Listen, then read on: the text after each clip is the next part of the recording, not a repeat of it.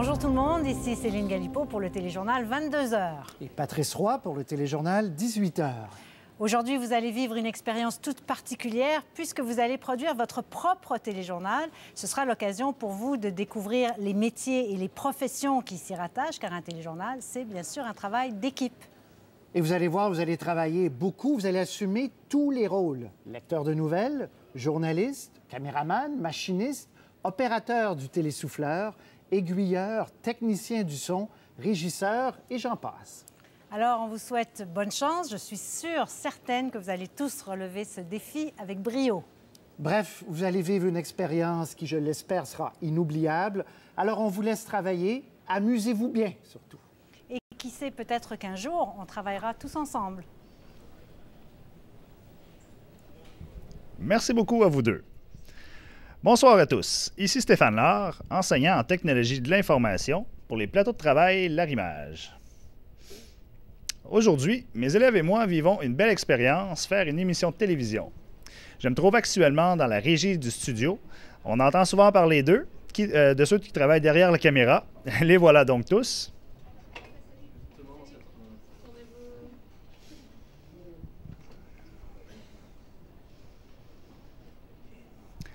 Sans eux, une émission de télévision ne pourrait avoir lieu. Bonne émission à tous.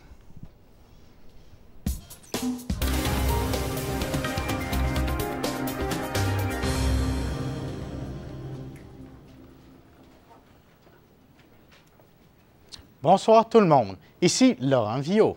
Je suis sur un des plateaux du Centre de l'information à Montréal. C'est très impressionnant. Voici maintenant les nouvelles qui ont retenu notre attention aujourd'hui. Les bacs Biotop, une innovation pour créer un potager en milieu urbain. Nous rencontrons un des urbainculteurs. Les Jeux olympiques de Londres 2012.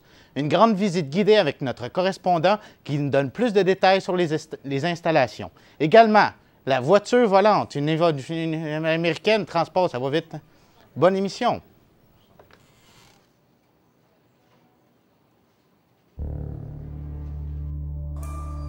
Le temps anormalement doux des derniers jours ne fait pas que des heureux. Selon l'ONU, 800 millions de personnes sont privées d'eau potable dans le monde et cette situation... L'étude a mis en relief le potentiel hydroélectrique du pays, qui représente... Ici, en Haïti, les experts recommandent d'investir dans le traitement des eaux. D'autres pays revendiquent leur souveraineté sur l'Arctique et leurs droits sur l'exploitation. Le Canada possède une part importante de la réserve mondiale en eau douce, mais les problèmes... L'information à la radio de Radio-Canada. Écoutez pour voir. Quand le bonheur peut être dodo créole.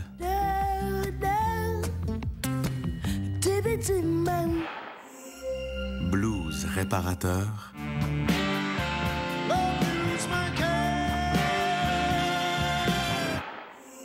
Ou berceuse amoureuse. Il y a une musique pour ça.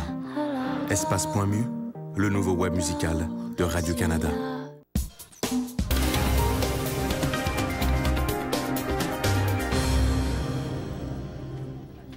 Mesdames et messieurs, bonsoir. Bienvenue à votre téléjournal pour commencer ce bulletin. Alors, rejoindre notre collègue Patrick. Non. Ah, météorologue. Regarde dans l'écran. Ah, Jimmy. Bonsoir, dites-nous que Mère Nature sera plus clémente pour les jours à venir. Eh bien, chers collègues, il fera effectivement beau et chaud. Si vous faites du sport, jardiner ou faites toute autre activité extérieure, n'oubliez pas de bien vous crémer avec de la lotion solaire. Sachez que l'exposition aux rayons UV constitue la principale cause du cancer de la peau. Savez-vous où se trouve l'endroit le plus chaud au monde? Selon les records répertoriés, ce serait en Libye. Il a déjà fait 58,2 degrés Celsius en 19 septembre 1922. Et l'endroit le plus froid restera incontestablement l'Antarctique. La température moyenne de ce continent est de moins 60 degrés Celsius en juillet et en août. Il a d'ailleurs été découvert par Roald Amundsen il y a à peine plus de 100 ans. Si vous le voulez bien, on va jeter un coup d'œil sur la carte des prévisions. On peut y voir de fortes précipitations en provenance des provinces de l'Ouest qui se dirigent vers nous.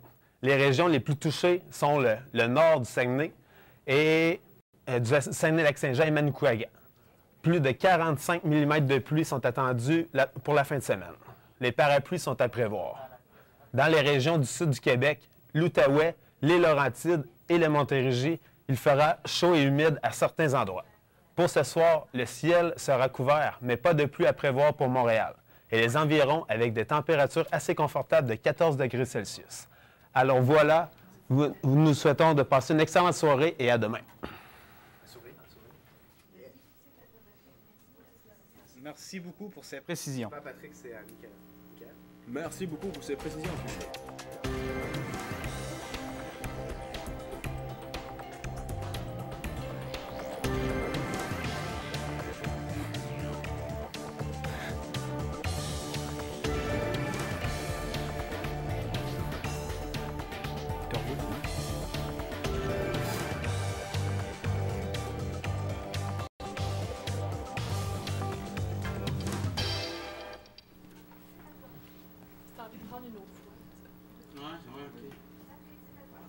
Depuis un certain nombre d'années, les citoyens sont plus soucieux de leur alimentation et de l'environnement.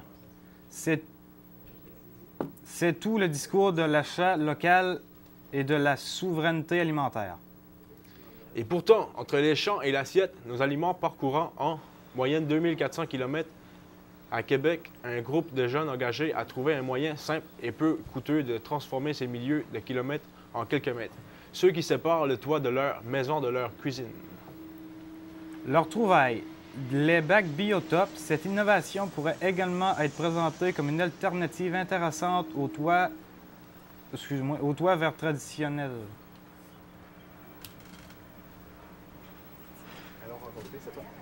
Allons rencontrer un urbaculteur qui nous a parlé de cette innovation. Bonjour, l'urbaculture. Bonsoir. Dites-nous qui sont les urbaculteurs. Les urbaculteurs, c'est un jeune organisme à but non lucratif voué à la promotion de l'agriculture urbaine. Il est composé de citadins qui militent pour le retour de la terre en ville. On a pour objectif de produire plus de 2 tonnes de légumes sur les toits de la ville de Québec. Cultiver tout ça en 4000 pieds carrés de bardeaux en plein cœur de la ville, c'est un beau défi. Toutefois, une invention québécoise pourrait bien devenir l'outil de cette nouvelle révolution agricole, les bacs Biotop. Les bacs Biotop sont composés d'un grand récipient qui sert à réservoir d'eau et 2 cassettes de culture. Chacune d'elles contient de la vermicelle recouverte d'une couche composante super fertile de la mycorrhize, une transplantation du pays pour conserver l'humidité. La forme particulière des contenants permet à la plante de développer 2 types de racines. Les premières se maintiennent dans la partie supérieure pour capter les minéraux. Les autres s'infiltrent à travers la grille pour aller puiser l'eau dans le réservoir. La plante est alors au paradis. Comblée, elle n'a plus qu'une seule préoccupation, croître et fructifier.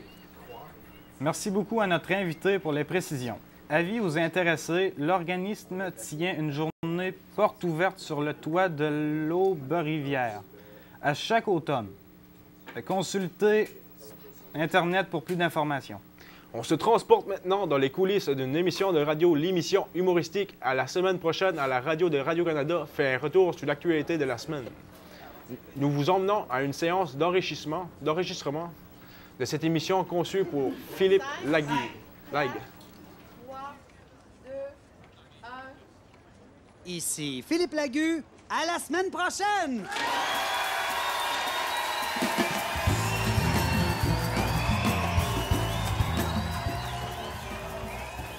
L'année dernière, j'ai passé 1 an à les regarder. Je disais toujours, j'ai la meilleure place dans la salle, moi je les regarde aller. Et c'est sûr qu'on s'améliore. On est ensemble, on est tous meilleurs. T'sais. Mais moi, si je travaille avec ces gens-là, c'est un cadeau. Là. Mais Philippe, il est bien modeste. C'est le chef d'orchestre, hein? Oui. Ouais, il veille à ce que tout le monde soit bien. Le partage. On s'aime. Il y a l'amour là-dedans. L'amour n'est pas un effet sonore. Ah, ben oui, voilà. Oui. On est Wi-Fi. On est sans fil. Alain et moi, on est branchés sans fil. Moi, j'ai la porte, j'ai sa radio. Ouvre la porte, je monte la radio, baisse la radio. Des contrôles qui contrôlent les consoles et les effets spéciaux. Puis tout le show, ben ça, on les rentre notre part. Tout le monde a son mot à dire.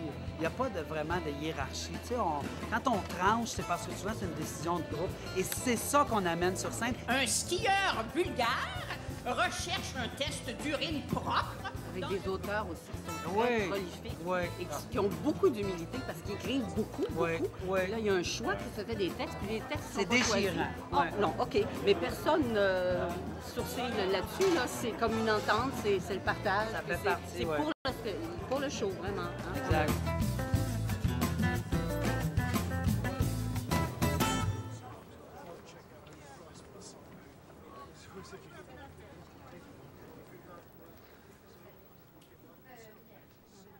C'est à ne pas manquer. Ben, il y a trop diffusé de choses vite. Samedi à 11h au 96,11 FM, c'est à ne pas manquer. Parlons maintenant d'un tout autre sujet. En 2012, le Royaume-Uni sera l'hôte des Jeux olympiques. Cette fois-ci, dans le cadre des compétitions d'été, notre correspondant suivra évidemment le dossier de très près pour nous alors... C'est quoi cette affaire-là?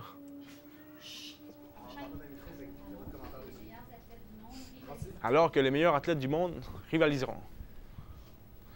Effectivement,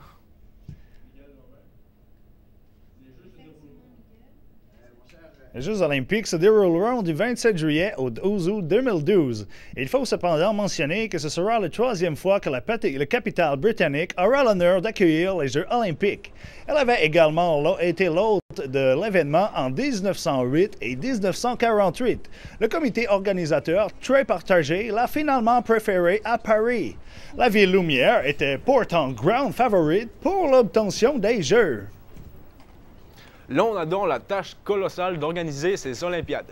C'est tout un défi. Les préparatifs vont-ils bon train? Oui, Hollande travaille depuis déjà plusieurs années à préparer les installations du parc olympique situé à l'est de la ville. Il comprend de nombreuses infrastructures sportives, dont le stade olympique de 80 000 places, le centre aquatique, le vélodrome, le village olympique et le centre média. Pour les personnes intéressées à visiter le site, sachez qu'il est possible de le faire. Tous circuits sont accessibles et permettent de juger à l'avance des travaux du parc olympique et de ses nombreuses infrastructures. Pour ceux et celles qui seront de passage à Londres d'ici juillet 2012, il s'agit d'une activité incontournable. Toutefois, il faut faire vite. L'événement arrive à grands pas. De retour à vous. Merci. Vous pouvez obtenir plus de renseignements sur ce site en consultant le site Internet apparaissant au bas de l'écran. Après la pause, les nouvelles technologiques avec notre reporter. Mais d'abord, Célina Wapeshi, animatrice de l'émission Manuata, diffusée à Radio-Canada sur Nord-Québec en langue cri, nous parle de son émission. Bonjour Célina.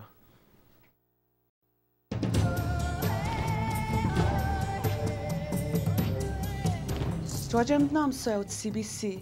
Dwadziem nages przy msztabet seg. Awt Montreal och bedodat CBC Jueden. Eyuyim nanod ge hagakshdoshim nanod. Awt bedodat the Badgeman Deutsch. Jueden Quebec. UST hedoch bikon. Tubok simt nam agm sez at mubriegen dieg. Wajegen swear.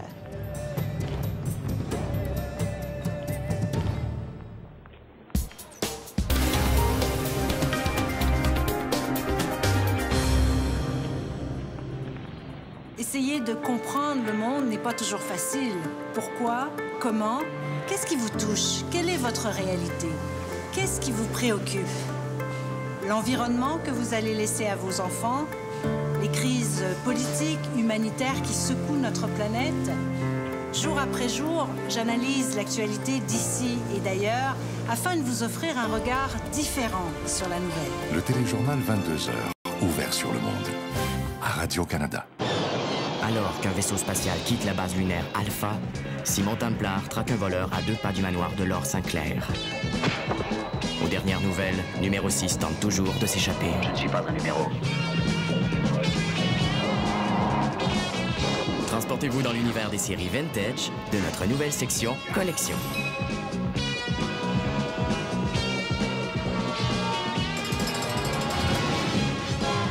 Seulement sur tout.tv.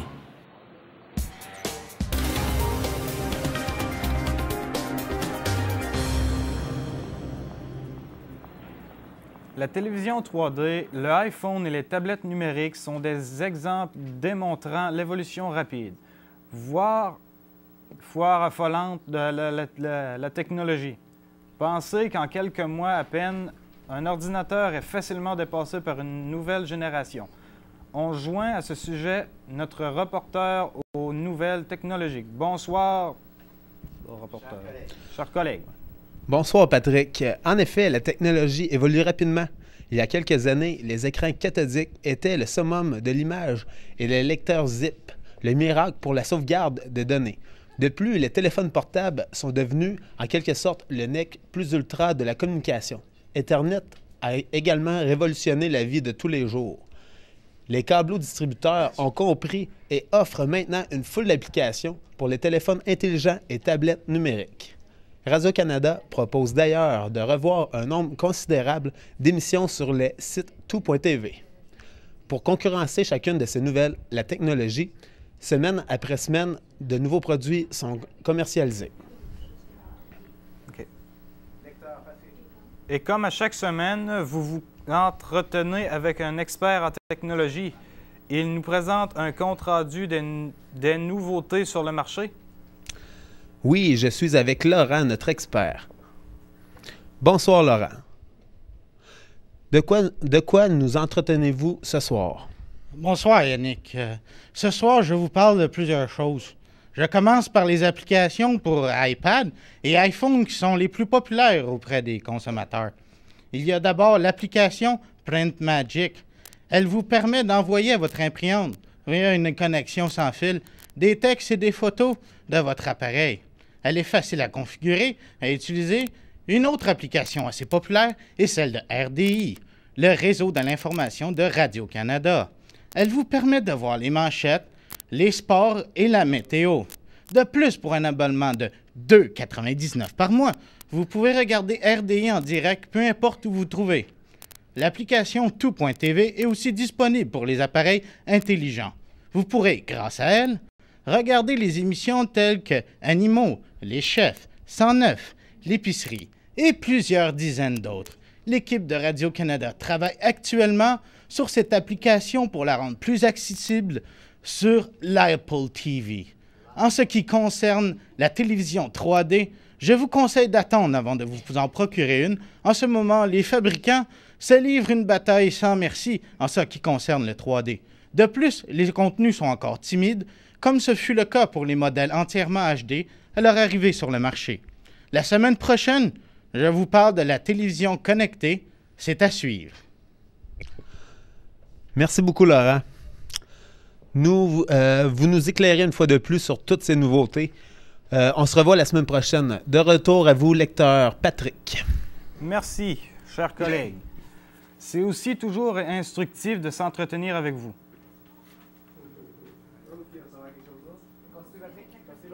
Okay, on poursuit avec la chronique Internet. Nous joignons notre collègue Philippe Schnob, journaliste au Nouveau Média. Bonjour Philippe.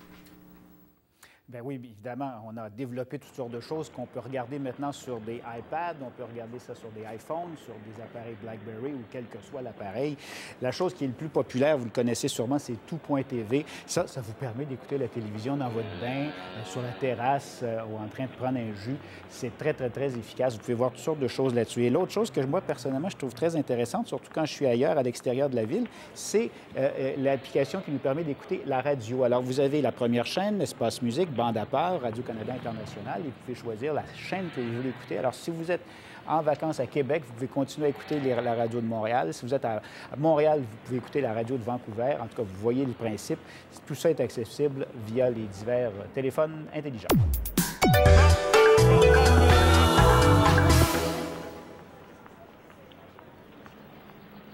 Avec l'arrivée active du printemps, la ville regorge d'événements à surveiller. Notre journaliste culturel a parcouru les calendriers de plusieurs endroits pour nous... Bonjour, chers collègues. Bonjour, Michael. Pour les fans de Star Wars, le sens... Pour les fans de Star Wars, le Centre des sciences vous présente une exposition sur les personnages inoubliables de cette série. Une nouvelle exposition itinérante rendue possible grâce à Lucasfilm Limited, propose d'explorer de façon novatrice le thème de l'identité humaine de la saga. Découvrez les personnages, Luke Skywalker, Anakin et tous les autres personnages inoubliables de Star Wars sous un tout nouveau jour. Je vous suggère de consulter leur site internet pour différents horaires et tarifs. En hiver, on fait du ski, pourquoi pas du jazz l'été. Pour les amateurs de musique, le Festi-Jazz du Mont-Tremblant nous présente les meilleures formations jazz du Québec et d'ailleurs. Pour une 5e année, son festival nous offre plus de 60 concerts gratuits sur 2 scènes extérieures et dans plus de 15 cafés, restos, bars, hôtels de la région du Mont-Tremblant. Voilà. Des événements fort différents à ne pas manquer. Également, un artiste très étonnant fera ses grands débuts au Centre Bell ce printemps. Effectivement, un Montréalais d'origine chinoise nommé Tommy Lee est l'un des phénomènes les plus populaires sur Internet ces jours-ci. Il est devenu une vedette planétaire après avoir mis en ligne sur YouTube ses performances d'imitateur. Il est passé littéralement de zéro à héros. L'homme qui possède le même nom que le batteur du vieux groupe américain Motley Crue a décidé de profiter de cette coïncidence pour lancer sa carrière. Il interprète des succès rock du groupe en chinois. Merci, cher lecteur. Pour cette suggestion de sortie, après la pause, on se penche sur l'auto-avion. Est-elle la voiture de l'avenir? Restez avec nous.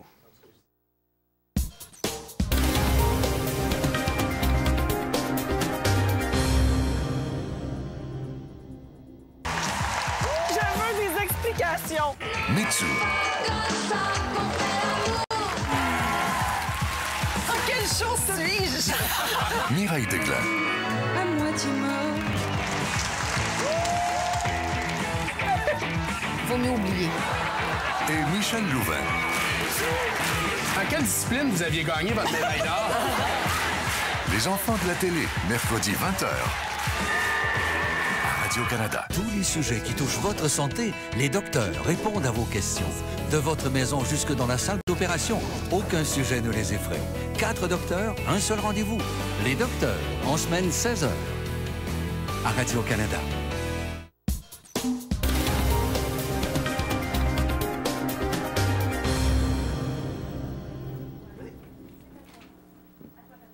Et maintenant, une compagnie américaine a réussi à mettre au point une voiture volante. Sur Terre, les ailes se replient et on la conduit comme une voiture. Mais dans les airs, c'est comme un petit avion. On parle de cette innovation avec notre chroniqueur en aviation. Bonjour, cher chroniqueur. Dites-moi, est-ce que tout le monde... OK. Dites-moi, est-ce que tout le monde va pouvoir conduire cet appareil? Tout le monde? Non, premièrement, il faut posséder les 200 000 nécessaires à l'achat de l'appareil en question. Ensuite, il faut posséder une licence de pilote. Il est aussi important de posséder un permis de conduire régulier. Il est à noter que l'avion ne peut décoller d'une autoroute. Le vol doit s'effectuer depuis un aérodrome certifié sur une piste de décollage longue d'au moins 2,5 km. Il faut donc aussi être en mesure de payer la location de la piste de décollage et d'atterrissage. Maintenant, techniquement parlant, c'est une machine assez impressionnante. Non pas par sa grosseur, mais par de son ingénieux dispositif. L'appareil mis au point par la société américaine T-Refugia est en fait une voiture extrêmement aérodynamique et possède 2 ailes pliées rabattues le long des portes. En moins d'1 minute, les ailes se déploient et l'avion peut prendre son envol. Pour atteindre un maximum de 3000 mètres d'altitude, elle peut recueillir 2 personnes à son bord. L'auto-avion n'est pas encore disponible sur le marché, mais ça ne sera que tardé. Patrick, Radio-Canada, Montréal. Merci beaucoup, cher chroniqueur. Un autre exemple qui démontre bien l'évolution rapide de la technologie.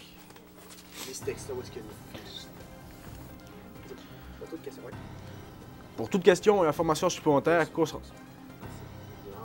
concernant cet atelier télé, vous pouvez nous joindre à l'une des adresses qui apparaissent à l'écran. Animer une émission d'information représente tout un défi. C'est l'expérience que nous vivons d'aujourd'hui. Nous avons demandé à notre collègue Christine Fournier de nous parler de son expérience. Bonjour, Christine. Bonjour, je suis bien contente de vous rencontrer. Dites-nous, Christine, quel fut votre premier contact avec le journalisme? Alors, pour vous dire franchement, mon premier contact avec le journalisme, je l'ai eu d'abord en lisant le journal quand j'étais petite, un journal qu'on recevait chaque jour à la maison. Je me demandais comment les journalistes arrivaient à obtenir toute cette information-là. Je les imaginais un peu comme des agents secrets là, qui observaient l'actualité à travers un trou fait justement dans un journal. Non, le moniteur est fucké. Non, c'est pas qu'il est fucké, alors, c'est juste que... lorsque j'entre au travail, j'ai déjà lu le journal, j'ai fait aussi un tour sur Internet pour voir s'il y a du nouveau.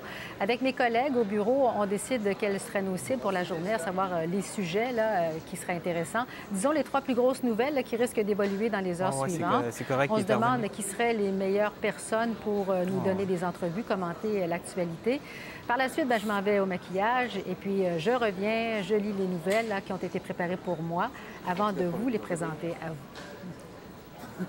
Parlez-nous d'une expérience en ondes qui a été particulièrement éprouvante. Je ne vous parlerai pas d'une expérience, mais d'une situation que je trouve toujours difficile, c'est quand on doit contrôler nos émotions. Lorsqu'on présente des funérailles, par exemple, que les enfants témoignent leur amour là, à la personne qui est décédée, ou encore un parent qui perd un enfant, vous savez, dans des cas comme ceux-là, il faut parfois résumer les propos qui ont été tenus, puis c'est à ce moment-là qu'on a la gorge serrée. Merci beaucoup, Christine. Bien, je vous en prie, j'espère que mes réponses ont pu vous éclairer un peu et que votre atelier estival a été agréable. Alors, on vous retrouve sur le RDI toutes les fins de semaine. Eh oui, les vendredis, samedis et dimanches, je suis là pour vous livrer l'actualité, mais quand même, tous les autres jours, je reste informée. Comme ça, je suis toujours prête à vous retrouver en ondes si jamais on a besoin de moi. Merci beaucoup, Christine, de nous avoir éclairé sur ce métier de journaliste. C'était notre émission pour aujourd'hui. N'oubliez pas de regarder le Téléjournal Montréal tous les soirs de 18h à 19h. En terminant, nous avons pensé demander à nos collègues de Radio-Canada International de nous dire s'ils ont aimé notre travail d'aujourd'hui.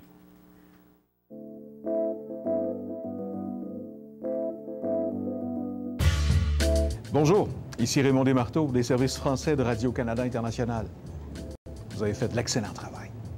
My name is Gordon McDougall of Radio-Canada International, and you guys, you did a great job. سمير بدوي من القسم العربي في راديو كندا الدولي. أهنئكم من كل قلبي على العمل الذي قمتم به. إنه عمل جيد وشكرا. Soy Paloma Martínez del equipo latinoamericano de Radio Canadá Internacional. Ustedes acaban de hacer un excelente trabajo. Felicidades. 这里是加拿大国际广播电台的中文节目，您做的非常棒。